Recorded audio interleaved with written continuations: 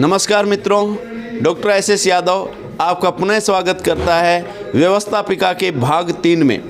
हम बात कर रहे हैं संविधान की व्याख्या कर रहे हैं मित्रों, और संविधान की व्याख्या कर रहे हैं उसमें हमने हर आपके 3rd ग्रेड के सिलेबस के अकॉर्डिंग और अन्य परीक्षाओं के लिए हमने प्रश्नोत्तर की जो व्याख्या की है, जो हमने बुकलेट बनाई है उसके में जो पूरे क्वेश्चंस जितने भी हमने दिए हैं उन सब की हम व्याख्या करा रहे हैं। तो मित्रों, ये जो चैनल है ये अनाथ बच्चों की शिक्षा के लिए समर्पित है और डॉक्टर एस यादव केवल और केवल चैरिटी के लिए कार्य कर रहा है। तो चलिए मित्रों, हम आगे की बात करते हैं।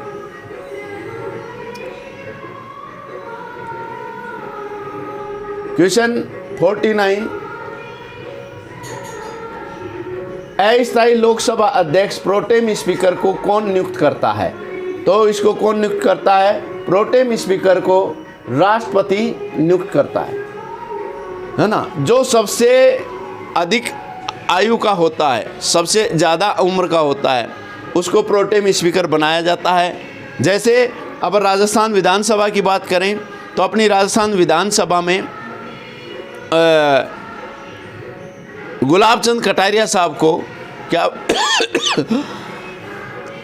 प्रोटेम स्पीकर बनाया गया था। नेक्स्ट, प्रोटेम स्पीकर का क्या कार्य है? नवनिर्वाचित सांसदों को शपथ दिलाना, ये मूल कार्य है प्रोटेम स्पीकर का, है ना। नेक्स्ट, मंत्रिपरिषद सामूहिक रूप से उत्तरदायी होती है। तो आपको थोड़ा सा चित्रण करना है। ये देखो क्वेश्चन है, मंत्रिपरिषद सामूहिक रूप से उत्तरदायी होती है। व्यक्तिगत रूप से मंत्री जो है वो राष्ट्रपति के प्रति उत्तरदायी होता है, और मंत्रिपरिषद अगर सामूहिक रूप की बात आ जाए तो मंत्रिपरिषद सामूहिक रूप से, ये क्वेश्चन आता है, मंत्रिपरिषद सामूहिक रूप से उत्तरदायी होती है। तो आपको थोड़ा सा चित्रण करना है कि मंत्रिपरिषद सामूहिक रूप से संसद मत करिए आना, संसद के प्रति नहीं होती है, केवल लोकसभा के प्रति होती है। क्यों? कारण क्या है कि लोकसभा में बहुमत दल का नेता प्रधानमंत्री बनता है, और प्रधानमंत्री मंत्रिपरिषद में समानों में प्रमुख होता है, और प्रधानमंत्री जो है वो लोकसभा में बहुमत दल का नेता होता है। इसीलिए मंत्रिपरिषद सामूहिक रूप से लोकसभा के प्रति उत्तरदायी। मानसिक चित्रण करना है। अनुच्छेद 75(3) के तहत मंत्रिपरिषद सामूहिक रूप से लोकसभा के प्रति उत्तरदायी होती है। माइंड में ऐसे चित्रण करना है, 75 लोकसभा के सांसद उत्तरदायी होते हैं। 75 लोकसभा के सांसद उत्तरदायी होते हैं। 3 को ऊ मान लीजिए आप। किसके प्रति? लोकसभा के प्रति। याद हो गया होगा। नेक्स्ट चलें, मंत्री व्यक्तिगत रूप से किसके प्रति उत्तरदायी होता है? इसमें प्रधानमंत्री मत करियाना भाई। व्यक्तिगत रूप से मंत्री जो है राष्ट्रपति के प्रति उत्तरदायी होता है, क्योंकि सरकार जो है वो राष्ट्रपति की है। नाम कार्यपालिका का जो मुखिया होता है वो राष्ट्रपति होता है। कार्यपालिका का वास्तविक मुखिया जो होता है वो प्रधानमंत्री होता है, लेकिन संघीय कार्यपालिका का औपचारिक मुखिया जो होता है वो राष्ट्रपति होता है। नेक्स्ट, न्यूनतम कितने सांसद दल विपक्षी दल का नेता बन सकता है? तो 55 सांसद वाला विपक्षी दल का नेता बन सकता है। नेक्स्ट, यानी 10% होना चाहिए। वर्तमान में कोई विपक्ष का लोकसभा में नेता नहीं है, क्योंकि 55 सांसद किसी के विपक्षी पार्टी के पास नहीं है, कांग्रेस के पास भी नहीं है। नेक्स्ट, लोकसभा में राज्यों को किस आधार पर सीटें आवंटित की जाती हैं? तो राज्यों को क्षेत्रफल के आधार पर नहीं की जाती, जनसंख्या के आधार पर की जाती है। सबसे ज़्यादा जो जनसंख्या है वो उत्तर प्रदेश की है। वर्तमान में 1971 की जनसंख्या को आधार बनाकर सीटें आवंटित की गई हैं। ठीक है जी, नेक्स्ट चलते हैं। केंद्र शासित प्रदेशों में लोकसभा की सर्वाधिक सीटें किस में हैं? तो सर्वाधिक सीटें किस में हैं? दिल्ली में हैं। दिल्ली में 7 सीटें हैं। सर्वाधिक सीटें दिल्ली में हैं। दूसरे नंबर पर जम्मू कश्मीर आएगा। निम्न में से किस राज्यों की लोकसभा में केवल एक सीट है? आप अभी माइंड में चित्रण करोगे, आपको यहीं की यहीं याद हो जाएगा। नागालैंड, मिजोरम, सिक्किम, उपरोक्त सभी, ये सभी हैं। तो आपको माइंड में चित्रण करना है, मीना लोकसभा में सिक्का उछाल रही है। जो भी आपकी जानकार होगी, मीना लोकसभा में एक सिक्का उछाल रही है, 1 रुपए का सिक्का उछाल रही है, क्योंकि एक ही सीट है। मीना लोकसभा में 1 रुपए का, ये मीना है और ये मीना लोकसभा में 1 रुपए का सिक्का उछाल रही है। ऐसे माइंड में चित्रण करना है। मीना एक लोकसभा में 1 रुपए का सिक्का उछाल रही है। तो मिजोरम, नागालैंड, सिक्किम, मिजोरम, नागालैंड, सिक्किम में एक सीट है। तो आपको चित्रण करना है, मीना लोकसभा में 1 रुपए का सिक्का उछाल रही है। और आपको दिल्ली और चंडीगढ़ और दमन द्वीप के अलावा सब में एक एक सीटें हैं। दमन द्वीप में 2 हैं और उसके अलावा सब में एक एक सीटें हैं। किन में? लोकसभा में। और राज्यसभा में केंद्र प्रशासित प्रदेश का प्रतिनिधित्व जहां विधानसभा है वहां है। चलिए,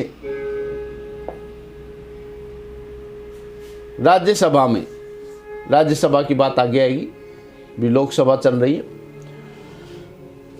निम्न में से किस राज्यों में लोकसभा की एक सीट है? तो नागालैंड, मिजोरम और सिक्किम, इन तीनों में लोकसभा की एक सीट है। लोकसभा की सर्वाधिक से कम की ओर, तो सबसे ज़्यादा यूपी, फिर महाराष्ट्र, फिर पश्चिम बंगाल। ये क्रम एकदम सही है।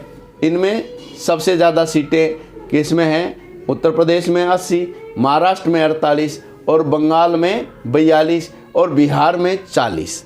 तो आपको चित्रण करना है, उमा बंगाल बिहार में घूम रही है। अधिक लोकसभा वाली उमा बंगाल बिहार में घूम रही है। अधिक लोकसभा वाली उमा बंगाल बिहार में घूम रही है। उत्तर प्रदेश, महाराष्ट्र, बंगाल, बिहार।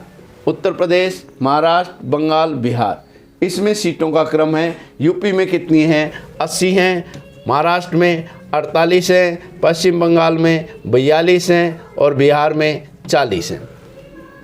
ठीक है, इस प्रकार याद कर सकते हैं। लोकसभा राज्यों से निर्वाचित सदस्यों की संख्या कितनी है? तो ये क्वेश्चन आता है कि लोकसभा में राज्यों से निर्वाचित सदस्यों की संख्या कितनी है? तो 524 है। 524 राज्यों से हैं भाई। और आपके जम्मू कश्मीर केंद्र प्रशासित प्रदेश बनने के बाद 19 सीटें हो गई केंद्र प्रशासित प्रदेशों से। केंद्र प्रशासित प्रदेशों से सीटें कितनी हो गई? 19 हो गई हैं। और राज्यों से कितनी सीटें हैं? राज्यों से हैं 524। 19 से 524 अगर जोड़ते हैं तो 543 आती हैं। तो वर्तमान में 543 निर्वाचित सांसद हैं। केंद्र प्रशासित प्रदेशों से लोकसभा की कितनी सीटें हैं? 19। लोकसभा की सीटें 19 हो गई है जम्मू कश्मीर केंद्र प्रशासित प्रदेश बनने के बाद। नेक्स्ट, निम्न में से कौन सा कथन सही नहीं है? यदि कोई व्यक्ति चुनाव अपराध या चुनाव में भ्रष्ट आचरण के लिए दोषी पाया जाता है तो उसकी सदस्यता रद्द हो जाती है। यदि अपराध सिद्ध होने पर उसे 2 या उससे अधिक वर्षों की सजा होती है तो उसकी सदस्यता समाप्त की जा सकती है। SC ST वर्ग से चुनाव लड़ने के लिए प्रत्याशी किसी राज्य संघ क्षेत्र में उस वर्ग का सदस्य होना जरूरी है। कोई भी आरक्षित वर्ग का उम्मीदवार सामान्य सीट पर चुनाव नहीं लड़ सकता। ये गलत है, बाकी सब सही है। ठीक है भाई, आरक्षित वर्ग का व्यक्ति सामान्य सीट से तो चुनाव लड़ ही सकता है, लेकिन आरक्षित सीट पर सामान्य वर्ग का व्यक्ति चुनाव नहीं लड़ सकता। नेक्स्ट, निम्न में से कौन सा कथन असत्य है? यदि कोई सदस्य बिना सूचना के लिए 60 दिन लगातार अनुपस्थित रहता है तो उसकी सदस्यता समाप्त की जा सकती है। किसी भी सदस्य की योग्यता के संबंध में अंतिम निर्णयकर्ता राष्ट्रपति होता है। इसके लिए निर्वाचन आयोग की सलाह ले सकता है। दल बदल के आधार पर लोकसभा सांसद अयोग्यता का निर्णय लोकसभा अध्यक्ष करता है। दल बदल के आधार पर राज्यसभा सांसद की अयोग्यता का निर्णय राष्ट्रपति करता है। ये गलत है, उपराष्ट्रपति करेगा, यानी जिसको सभापति कहते हैं, राज्यसभा का पदेन सभापति। तो राज्यसभा का पदेन सभापति करेगा। निम्न में से कौन सा कथन असत्य है? लोकसभा की प्रथम बैठक की तारीख के 5 वर्ष तक उसका कार्यकाल होता है। सही बात है। 6 वर्ष की अवधि पूर्व प्रधानमंत्री, 5 वर्ष की अवधि से पूर्व प्रधानमंत्री मंत्रिपरिषद की सलाह पर राष्ट्रपति उसे भंग कर सकता है। सही है, मतलब पहले भी भंग कर सकता है राष्ट्रपति, 5 वर्ष के कार्यकाल से पहले भी लोकसभा को। संसद विधि द्वारा लोकसभा के कार्यकाल में वृद्धि कर सकती है। सही बात है। 6वीं लोकसभा का कार्यकाल बढ़ाया गया, ये गलत है। 5वीं लोकसभा का कार्यकाल बढ़ाया गया था, एक वर्ष के लिए 2 बार बढ़ाया गया था। और माइंड में चित्रण करें, 5वीं लोकसभा का कार्यकाल बढ़ाया गया था, 5वीं। और बढ़ाया किसने था? जिस पार्टी का चुनाव चिन्ह 5 है, जो 5 बताता है, पंजा बताता है ना, यानी कि हाथ चुनाव चिन्ह वाला, यानी कि इंदिरा गांधी के समय।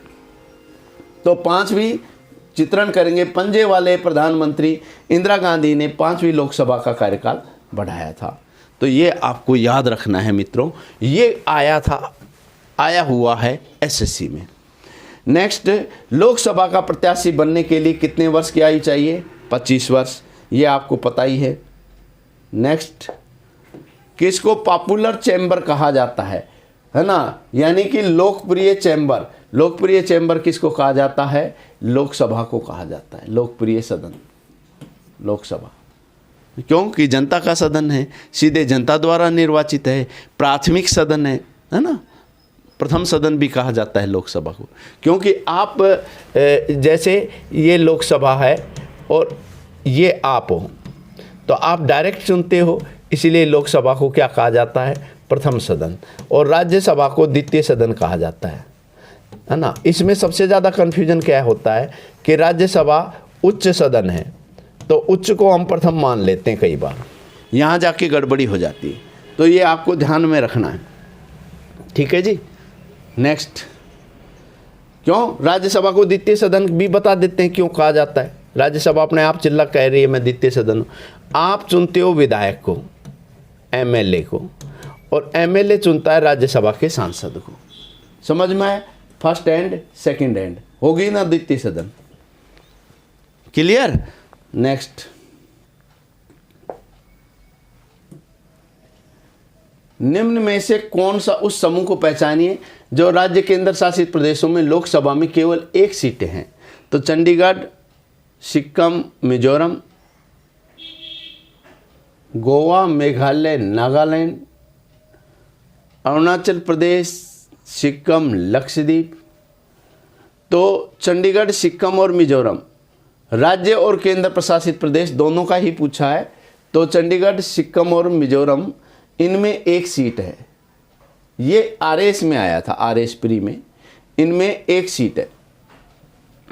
ठीक है, तो आपको बस इतना ध्यान रखना है। सुनो मेरी बात, दिल्ली में 7 हैं, जम्मू कश्मीर में 5 हैं, और दादर नगर हवेली, दमन द्वीप में जो बोल रहा था, उनमें 2 हैं। इसके अलावा बाकी सभी में 1-1 सीट है। बाकी जितने बचे सब केंद्र प्रशासित प्रदेशों में केवल 1-1 सीट है। ऐसे आपको माइंड में चित्रण करना है।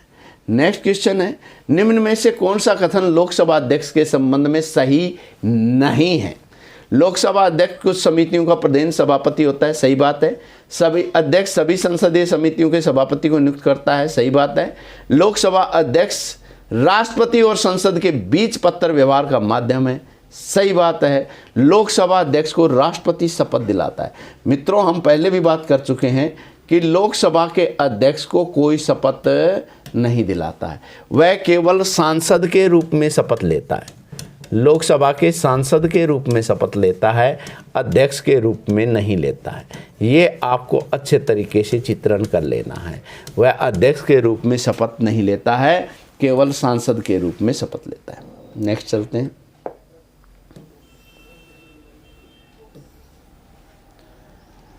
भारतीय संसद का द्वितीय सदन किसे कहा जाता है? तो हम बता ही चुके हैं, द्वितीय सदन किसको कहा जाता है? राज्यसभा को कहा जाता है। क्यों?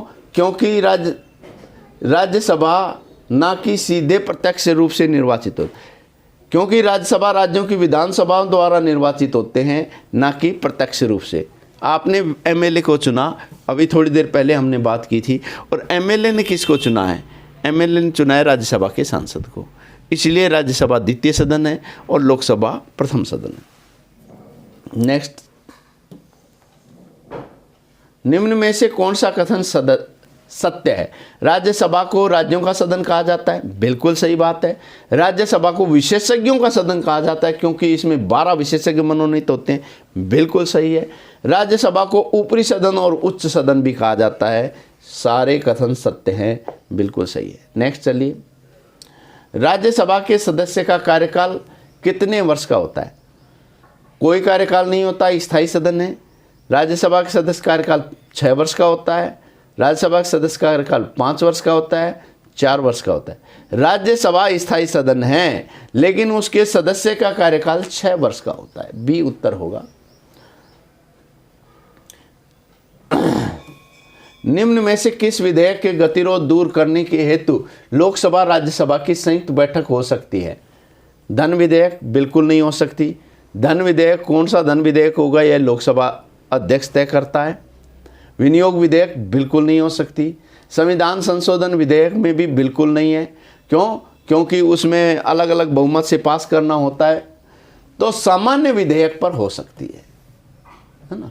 तो संयुक्त बैठक, ये आपको माइंड में चित्रण करके रखना है, सामान्य विधेयक पर हो सकती है, बाकी इन विधेयक पर नहीं हो सकती संयुक्त बैठक। वर्तमान में राज्यसभा में अधिकतम सीटों की संख्या कितनी है? तो आपको चित्रण करना है, वर्तमान में 250 है। राज्यसभा में अखिल भारतीय सेवाओं का सृजन किस अनुच्छेद के तहत राज्यसभा कर सकती है? तो आपको माइंड में चित्रण करना है, अनुच्छेद 312 आपको ऐसे चित्रण करना है, अखिल भारतीय,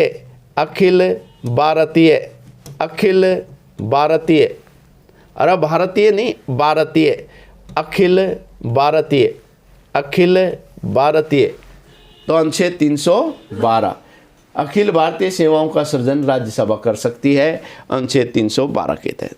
नेक्स्ट, किस अनुच्छेद के अनुसार राज्यसभा राज्य सूची में वर्णित किसी भी राष्ट्रीय महत्व के विषय पर कानून बना सकती है? तो अनुच्छेद 249 के तहत राज्य सूची में वर्णित किसी भी विषय को राष्ट्रीय महत्व का विषय घोषित कर सकती है और उसके ऊपर कानून बना सकती है। तो माइंड में चित्रण करना, राज्यसभा के 49 सांसद राष्ट्रीय महत्व को समझते हैं। राष्ट्रीय महत्व को राज्यसभा के 49 सांसद समझते हैं। राज्यसभा का सत्र स्थगित किया जाता है राज्यसभा के सभापति द्वारा। नेक्स्ट, निम्न में से कौन सा राज्यसभा का सत्रावसान कर सकता है? सत्र तो स्थगित करेगा सभापति और सत्रावसान केवल और केवल राष्ट्रपति करेगा, चाहे लोकसभा का हो चाहे राज्यसभा का हो, इसका अधिकार राष्ट्रपति को है। लोकसभा के विघटन के समय ऐसे सभी विधेयक समाप्त हो जाते हैं जो लोकसभा द्वारा पारित किए जा चुके हैं लेकिन राज्यसभा में लंबित हैं, लोकसभा में विचाराधीन या लंबित हैं, लोकसभा में रखे गए हों और लोकसभा भंग कर दी गई हो, तो ये सारे मामले में वो विधेयक समाप्त हो जाते हैं। नेक्स्ट, लोकसभा में विचाराधीन लंबित हों या लोकसभा द्वारा पारित किए जा चुके हों लेकिन राज्यसभा में लंबित हों तथा लोकसभा में रखते ही लोकसभा विघटित हो गई हो, तो ऐसे विधेयक जो हैं वो समाप्त हो जाएंगे। लोकसभा के विघटन से ऐसी स्थिति में विधेयक समाप्त नहीं होंगे। कब विधेयक समाप्त नहीं होते? देखो, जिस साधारण विधेयक पर राष्ट्रपति संयुक्त अधिवेशन बुलाने की घोषणा कर चुका है वो विधेयक समाप्त नहीं होगा।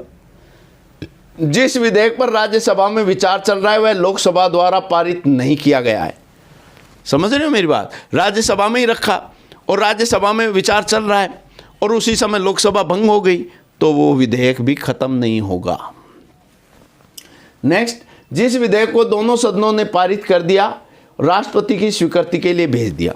राष्ट्रपति की स्वीकृति के लिए विधेयक चला गया, राष्ट्रपति ने अभी अनुमति नहीं दी है, दोनों सदनों द्वारा पारित हो चुका है और अब लोकसभा भंग हो गई तो भी कोई फर्क नहीं पड़ेगा, वो विधेयक रहेगा, उपयुक्त सभी। ठीक है। नेक्स्ट, भारतीय संसद में एक वर्ष में कुल कितने सत्र आयोजित किए जाते हैं? तो एक वर्ष में 3 सत्र आयोजित किए जाते हैं, बजट सत्र, मानसून सत्र, शीतकालीन।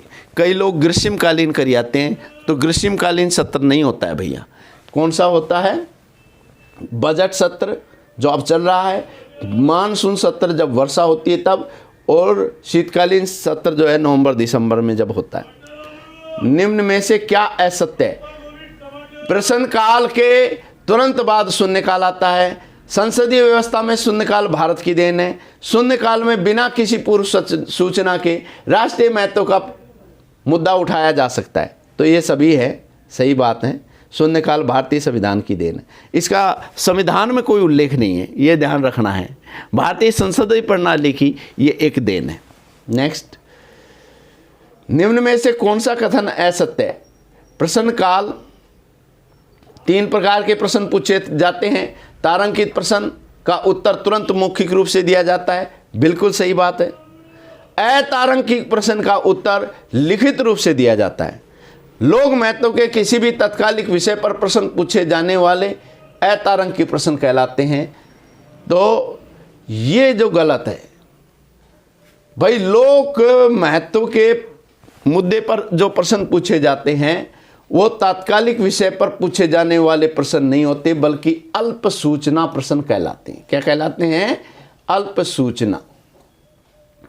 नेक्स्ट, अनुच्छेद 83 में सदनों की अवधि का वर्णन किया गया है, सही बात है।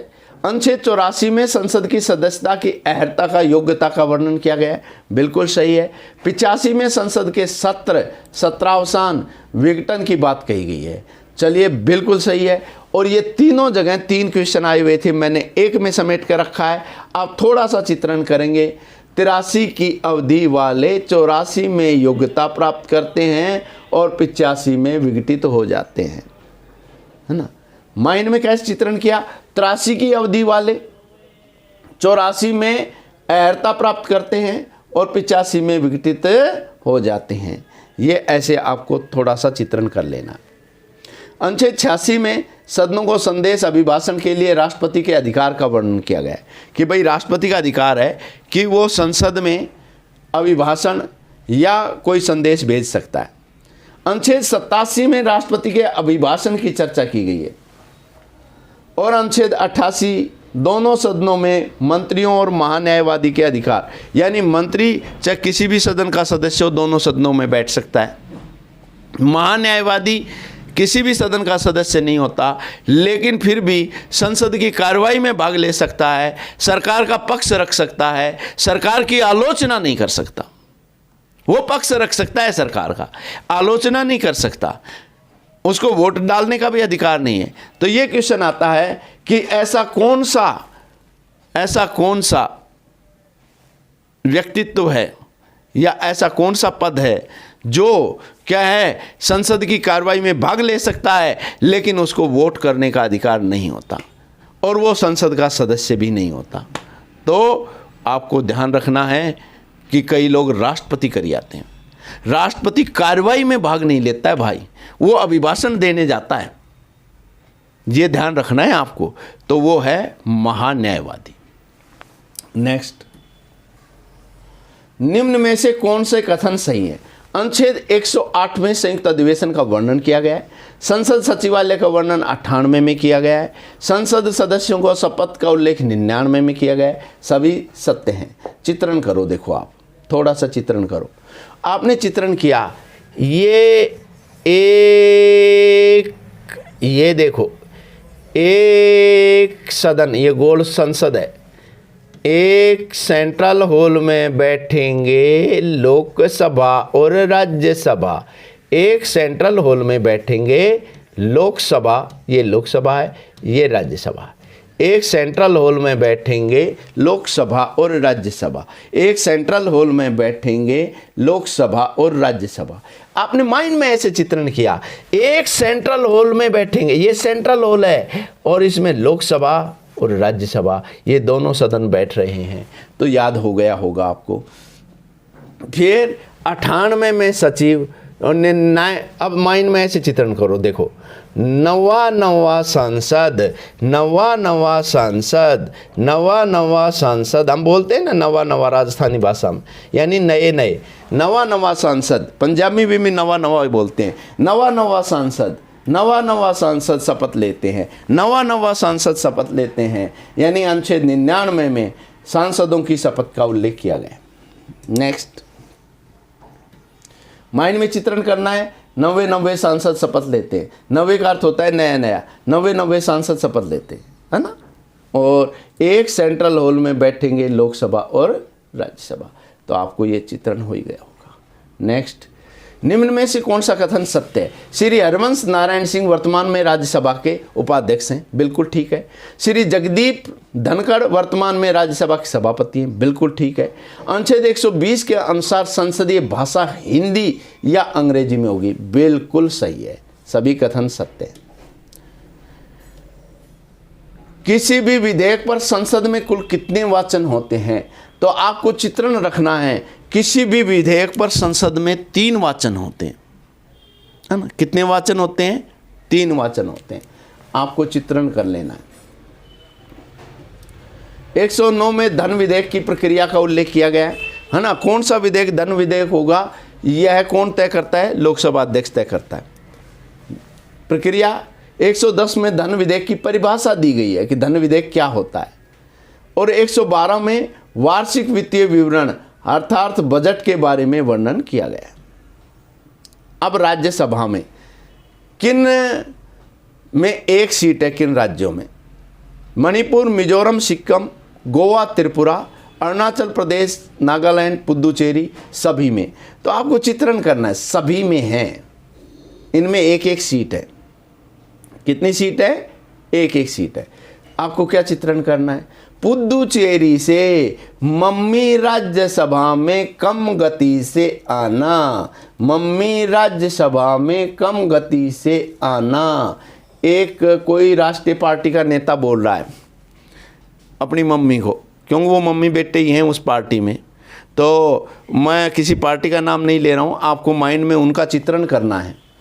मम्मी राज्यसभा में, पुदुचेरी से मम्मी राज्यसभा में कम गति से आना, पुदुचेरी से मम्मी राज्यसभा में कम गति से आना, समझ गए? यानी मम्मी राज्यसभा में कम गति से आना। 1 सेकंड में चित्रण हो गया, हुआ या नहीं हुआ, याद हुआ या नहीं हुआ? तो बस थोड़ा सा चित्रण करें। पुडुचेरी से मम्मी राज्यसभा में कम गति से आना, यानी राज्यसभा में एक एक सीट है। मणिपुर, मिजोरम, सिक्किम, त्रिपुरा, अरुणाचल प्रदेश, नागालैंड, इन सब में, गोवा, इन सब में एक एक सीटें। नेक्स्ट, निम्न में कौन सा कथन सही है? राज्यसभा में सभी राज्य विधानसभाओं के निर्वाचित सदस्य भाग लेते हैं, बिल्कुल ठीक है। दिल्ली, जम्मू कश्मीर, पांडिचेरी विधानसभाओं के निर्वाचित सदस्य भाग लेते हैं, बिल्कुल ठीक है। प्रत्येक 2 वर्ष बाद 1/3 सदस्य रिटायर होते हैं, बिल्कुल ठीक है। ये सभी कथन सत्य हैं। राज्यसभा के चुनाव में कितनी विधानसभाओं के सदस्य भाग लेते हैं? तो ये ध्यान रखना, कितनी विधानसभा हैं? 28 तो राज्य की हो गई, 28 मत करिए आना, ज़्यादातर लोग यहीं कर जाते भाई। 31 भाग लेते हैं, 3 तो केंद्र प्रशासित प्रदेश, जम्मू